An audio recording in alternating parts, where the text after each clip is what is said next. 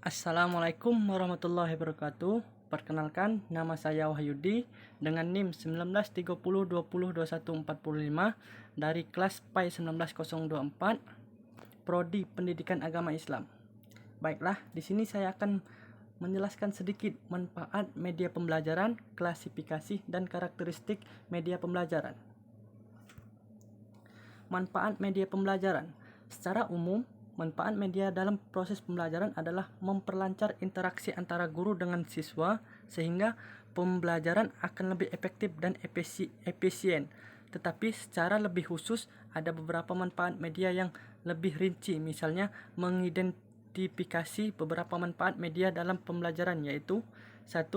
Penyampaian materi pembelajaran dapat diseragamkan. Yang kedua, proses pembelajaran menjadi lebih jelas dan menarik. Yang ketiga, proses pembelajaran menjadi lebih interaktif. Yang keempat, efisiensi dalam waktu dan tenaga. Yang kelima, meningkatkan kualitas hasil belajar siswa. Keenam, media memungkinkan proses belajar dapat dilakukan di mana saja dan kapan saja. Yang ketujuh, media dapat menumbuhkan sikap positif siswa terhadap materi dan proses belajar. Yang kedelapan, merubah peran guru ke arah yang lebih positif dan produktif. Manfaat praktis media pembelajaran di dalam proses belajar mengajar ialah sebagai berikut. Media pembelajaran dapat memperjelas penyajian pesan dan informasi sehingga dapat memperlancar dan meningkatkan proses dan hasil belajar. Yang selanjutnya, media pembelajaran dapat meningkat dan mengarahkan perhatian anak sehingga dapat menimbulkan motivasi belajar, interaksi yang lebih langsung antara siswa dan lingkungannya, dan kemungkinan siswa untuk belajar sendiri-sendiri sesuai dengan kemampuan dan minatnya.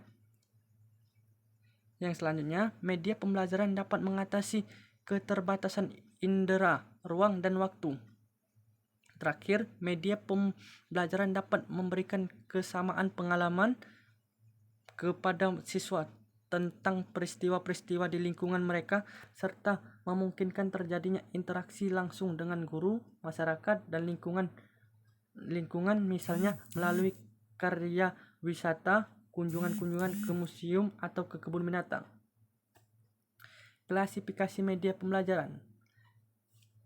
Klasifikasi media pembelajaran menurut Rudy Bres mengklasifikasikan media berdasarkan unsur pokoknya, yaitu suara, visual berupa gambar, garis, dan simbol, dan gerak.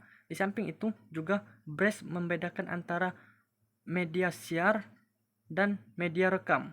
Dengan demikian, media menurut taksonomi Bres dikelompokkan menjadi 8 kategori, yaitu media audio visual gerak, media audio visual diam, media audio semi gerak, media visual gerak, media visual diam, media semi gerak, media audio, dan media cetak.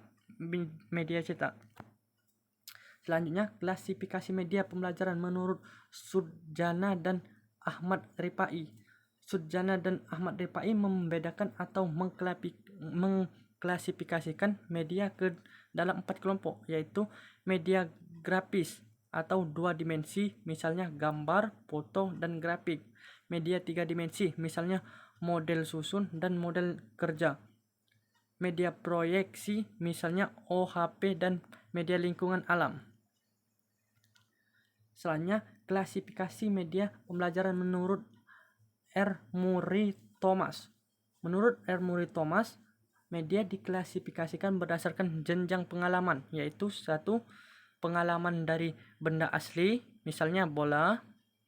Yang kedua, pengalaman dari benda tiruan, misalnya gambar dan foto. Yang ketiga, pengalaman dari kata-kata, misalnya buku dan program radio. Klasifikasi media pembelajaran menurut Suparno. Klasifikasi media berdasarkan karakteristiknya dibedakan menjadi 2, yaitu media yang memiliki karakteristik tunggal, misalnya radio, dan media yang memiliki karakteristik ganda, misalnya film dan TV. Yang kedua, klasifikasi media berdasarkan dimensi presentasi yang dibedakan menjadi 2 juga, lama presentasi yang yaitu presentasi sekilas misalnya TV dan presentasi tak sekilas misalnya OHP. Yang B-nya sifat presentasi yaitu presentasi kontinu misalnya TV dan presentasi tak kontinu misalnya OHP. Yang ketiga, klasifikasi media berdasarkan pemakaian dapat dibedakan menjadi dua juga. Yang pertama, berdasarkan jumlah pemakaian, yaitu media untuk kelas besar, kelas kecil, dan belajar individual.